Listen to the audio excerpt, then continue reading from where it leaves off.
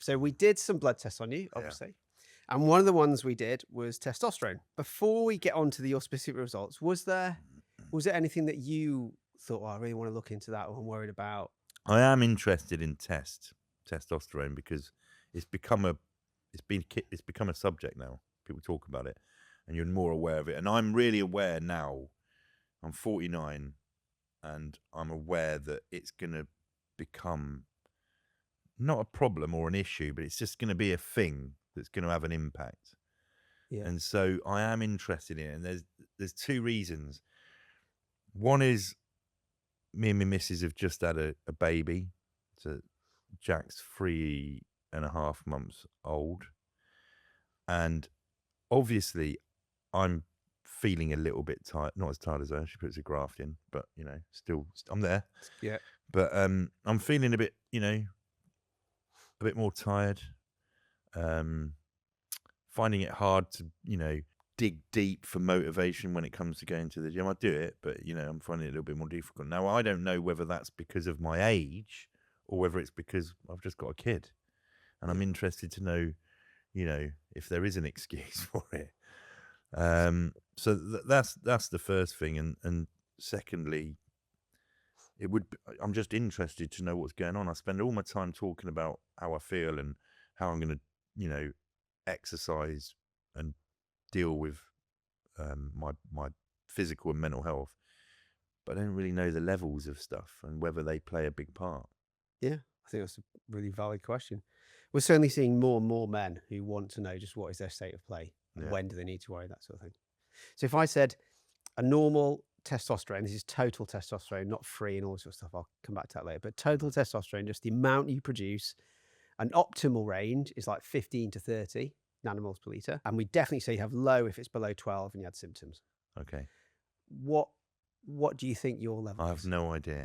I just wanted to double check that you've subscribed to the show because it really helps us continue these important conversations.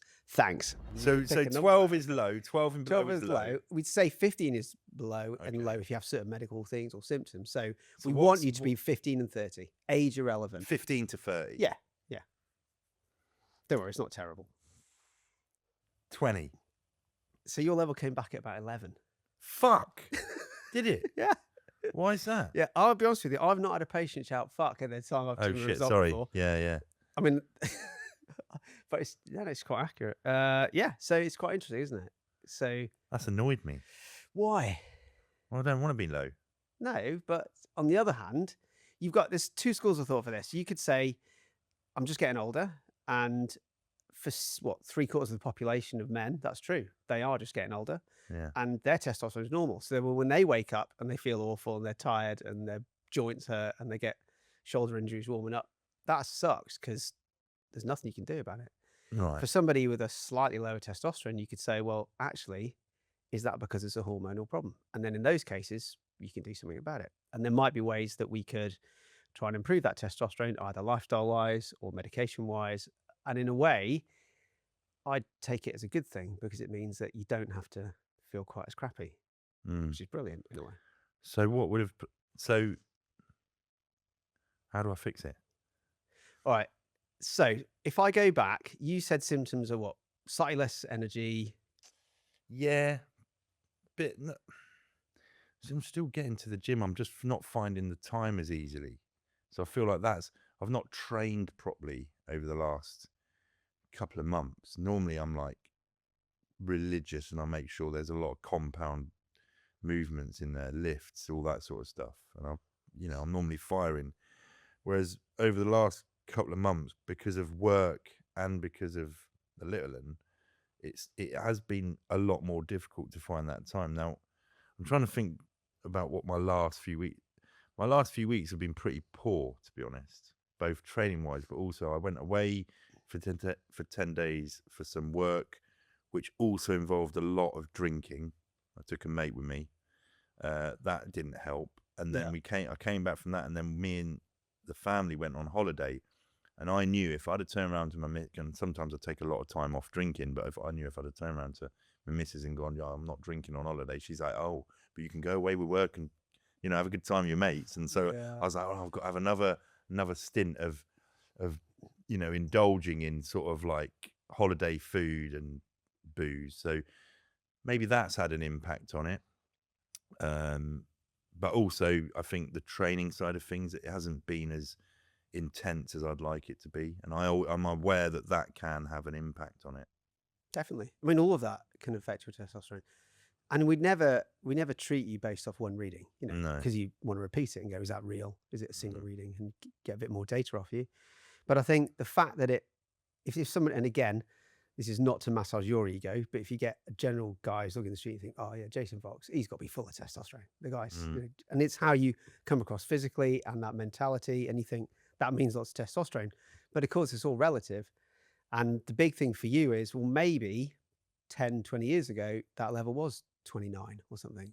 And then when you notice it's dropping, that's when you think like, actually, you know what? I can't quite get that same push as I had. And we're not trying to medicalize normal aging, because that's not what it's designed for. No. But again, if you can fix that, because we know evidence-wise, if you get a guy and you give him low test, or he has a low testosterone, and you stay like that for years, that's going to increase all-cause mortality. So your risk of dying just goes up. Yeah. And your risk of heart disease and diabetes and bone thing also. So you got to think, well, if I can do something about that, and whether that is laying off the booze a bit or training differently or getting better sleep because you've got a young kid or something, then that might be enough.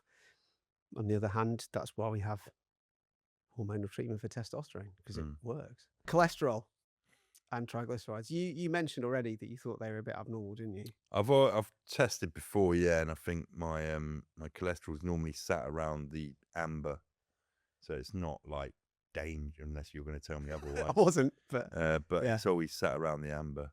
I'm also aware that cholesterol's, it's not a bad thing. It helps. It's a good thing. So I know a little bit about it. What's your life of food been like? So when you're serving, what's food like? And food's terrible when you're serving. is it? Shouldn't it be brilliant? Because you get these people back in the fit. When I joined up in the early 90s, when people didn't really give a shit. Not great. Not great. No, like you'd go into your meal timings. Breakfast was a fry up, and it wasn't really. No one really knew. I know it was not that long ago, but people didn't really pay attention to it back then. We were in a culture of just fry ups. Yeah. Fast food, getting on the piss, all that sort of stuff. So it wasn't great. Trained, yeah, and we were young, so that went in our favour. But my sort of, it got better, by the way. It actually got better when we went to places like Iraq and Afghanistan, because the Americans were there. And if you went into any of the American diners, yeah, they were looked after. Really? Like surf and turf days and stuff. Yeah, it's mad. I mean, there's an irony looking at the average American. I know. But there we go. It was better in there. Although saying that, they'd have a fridge full of Ben and Jerry's as well. So anyway, it got a little bit better, but over the years it's got better. And I think, having left the military, I eat healthily, but I do have my vices. So your diet's now pretty good though, and I suppose high protein. High protein. I keep it balanced as much as I can. I've got if I'm having a steak, I love the fat on a steak. I'll eat it. I'll eat my missus's fat off her steak as well. She finds it disgusting, but things like that I could probably maybe not do. But I'm still exercising a lot. Bit of a salt fiend, I know that. So your total cholesterol came back at 7 What's that? millimoles per litre. So so total cholesterol is just the amount of cholesterol flowing around in your blood. And ideally, for a low risk person like yourself, we'd want that less than 5. So it's not awful, but it's not ideal. And it kind of, I think, reflects what you said already. Yeah, I knew it'd be somewhere around that. Well, how do I get it a bit? The thing is, I've known that before, and I've changed all sorts. Yeah. And it's not had an impact. That's why I've gone back to eating fat off steak. I was going to say that'd be because it's not had an impact. The thing that I did reduce as well, that I still don't do. I used to have love a bit of cream, and I mean both of these will do it. Cheese and stuff like that, but I don't eat it anymore. I don't have milk. Yeah. I lay off dairy pretty much pretty much altogether. Well, because then the other thing is that I'll come back to that in a second. So your LDL, which is your bad cholesterol. So you've got two types of cholesterol: HDL, which is the good stuff, and it takes the fat out of your blood and puts it in your liver. And you've got LDL, which is the bad cholesterol, as they call it, and that takes the fat out of your liver and puts it in your blood, where potentially can stick to stuff like arteries, which you don't want, obviously, because that's heart attack. And your LDL's just above normal. That's 3.7, want it less than 3. So you're not far off. But then the question is, how much can you do to really get that level down? And also, why do we even care? Like, is it actually going to result in a problem or not? Because a lot of guys will go, well, like you said, you need a bit of cholesterol. So why am I like flogging my diet just to get it down by 0.1 or something? So I guess the first thing is, probably cream, cheese, sucking the fat off a steak is probably going to. I'm not changing that though. That's I thought that could be your absolute no to. Yeah. Stop it. But then the question is that going to work? And if you said the only thing that I can do to get that cholesterol down is do that for the rest of my life, I mean, that sucks. Would you be happy doing that? I don't know. But what else can? So I stuff I do eat a lot of is cured meats.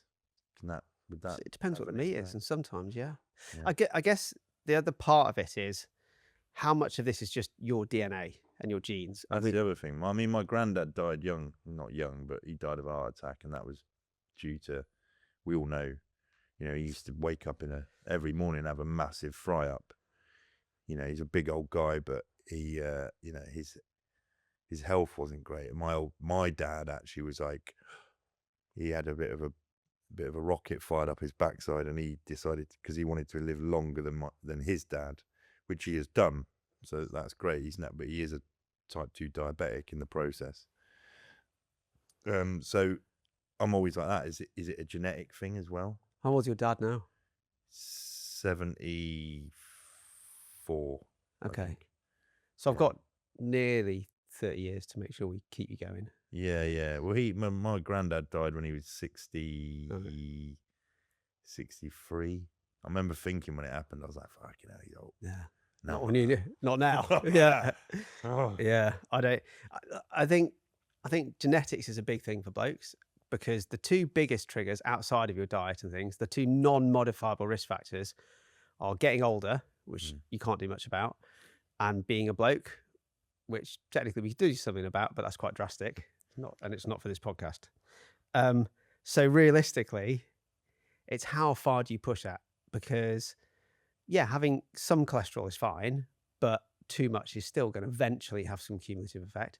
But it's not just cholesterol, and it's stuff like blood pressure, and it's your diabetes risk, and they all chip away and increase the overall risk. So for you, I mean, the easy stuff is like booze, that massively contributes. And one of your other tests, triglycerides, which is a different type of fat, but that's really sensitive to alcohol. And yours came back a little bit high on that one as well. Yeah, that's because I holiday. had the whole Yeah.